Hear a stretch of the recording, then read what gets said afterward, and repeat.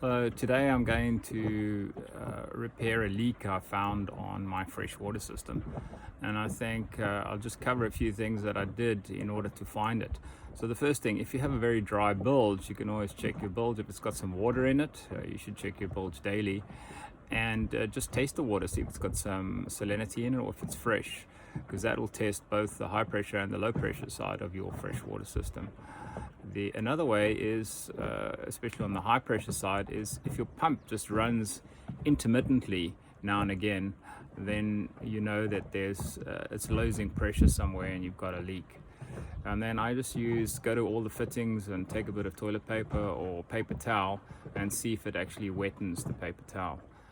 And you just got to go through all the fittings. On the low pressure side, same thing. You'd go through all the fittings, all the connections and joints.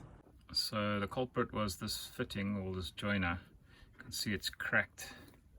Yeah, now I've got an old one, but it's also cracked. So what I'm going to do is I'm going to repair this one and the old one, so I have a spare going forward.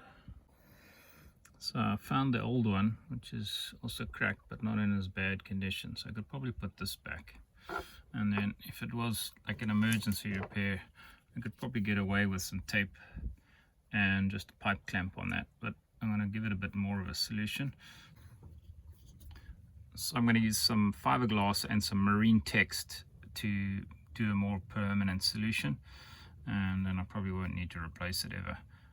Well, ever's a long time, but so this is what I'll need. I'll need some acetone, some marine text, because that stuff gets all over the way. The acetone is for cleaning, tape to hold it together, and then a matchstick to mix it up, and sandpaper, scissors to cut the fiberglass, and some fiberglass mat. I could use chopped strand as well, but the mat will probably give it a better strength. So I'll start off by just sanding it, just to give it some roughness for the marine text to hold on to, and then also clean it with some acetone afterwards, just to clean off any dust or any residue that may be there. Okay, so I've sanded it, and then I've cut myself 2 bandages of fiberglass, which I will wrap around. So I cut it so it's just overlapping on the edges there. So I changed my mind a bit, so I'm going to just put the marine text in the joint where the crack is, and then I'm going to use some fiberglass resin for the fiberglass, because the marine text is a little bit thick to actually mesh my fiberglass together. I've actually used marine text and some fly screen before just to make a mesh, but I want to actually wrap this up and give it some strength. So I'm going to put the marine text on the inside and then fiberglass on the other. You'll see I use my Leatherman just to open up the gap so I can get the marine text inside there. So you see I've put the marine text into all the cracks and splits and put it in together and squished it in there. So that looks good. If I had time, I'd probably let it cure and then sand it and then apply the fiberglass and resin. But because I'm short on time, I'm just going to wipe it clean with some acetone on the top and apply my fiberglass and resin directly on there. So for the fiberglass here, I just need a little brush, my polyester resin, a mixing container, and of course my catalyst, and lots of paper towels, and keep your acetone handy, because just like the marine text gets over your hands and everything, you actually could wear a pair of gloves or latex gloves, but I don't.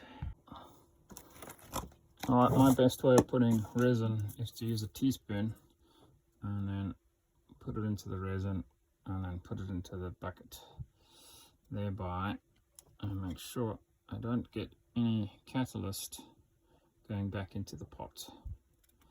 So I think that should be, I'll just do one more, so that's 3 teaspoons, and I'll probably only need about 2 drops of catalyst in it, plus minus. So just make sure you don't touch this teaspoon. I usually just put it on the lid like that. Okay, alright, so I'm going to add 2 drops of catalyst.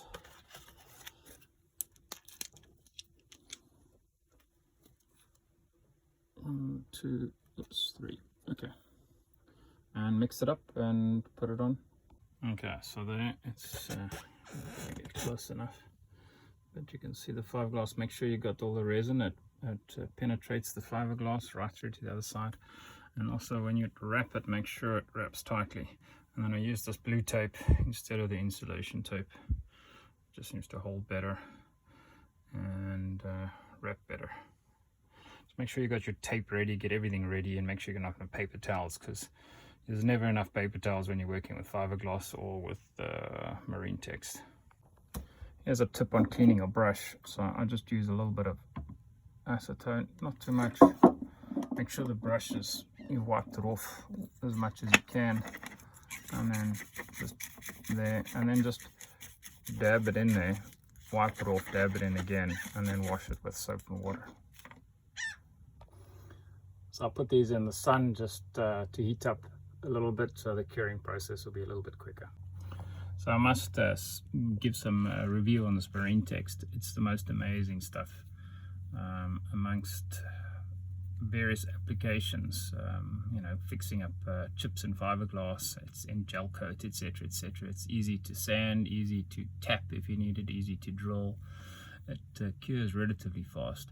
But what I really was amazed at, I used it, I had nothing but marine text and some mosquito netting, and I used that to repair a cracked exhaust cooling manifold, and it actually held for about 2 weeks with the engine running at you know, normal revs and getting quite hot there before I actually got a new replacement. So this stuff is really amazing. Okay, so the resin's set nicely. I just left it here for a few hours, maybe 2-3 hours, and it's, yeah, so it's hard. I've started taking off the tape. You can see it's nice finished. I'll just fix it up with the sandpaper and we should be ready to go. So here we go. I just sanded it, and I guarantee you this is stronger than it ever was when we bought it off the shelf, or whoever bought it off the shelf. Okay, let's put it together. So there I have it in place, nice and secure, and we'll check it just now for leaks. Okay, so I've still got some drips, so I'm going to just tighten it up a little bit tighter, see what happens. I'm clearly not doing something right. Okay, it looks like I eventually got it. This is probably about the 6th time I've tried it. I eventually got a rubber washer off the back of this and stuck it in there, and then just gummed it up with cork, and it seems to be holding now. But gee, this was a mission.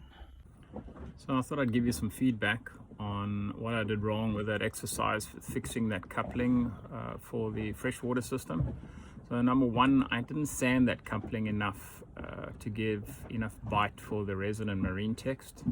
Number two, I didn't give enough time to allow either the compounds to cure properly. I was in too much of a rush. And thirdly, I tightened it too tight. The fourth thing is always to use plumbing tape or thread tape. It comes under different names. It's very thin tape. It just helps bite better and also helps to seal. And then also I didn't check if there was a seal inside. The one coupling had a bevel on both sides, and the other one had a bevel on only one side and a flat on the other. And I also think putting in some caulking just on the joint will make sure that if there's any poor fitting or if it's not smooth, that caulking will actually make sure that it seals that. So those are a few things I learned from that exercise.